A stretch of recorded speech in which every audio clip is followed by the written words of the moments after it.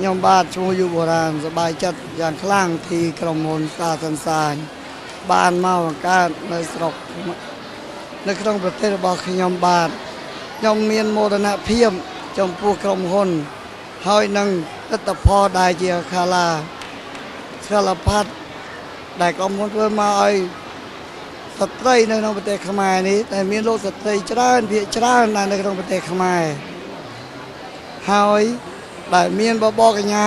ថៃស្អាតដែលបានមកធ្វើឲ្យមនុស្សច្រើនក៏កុញ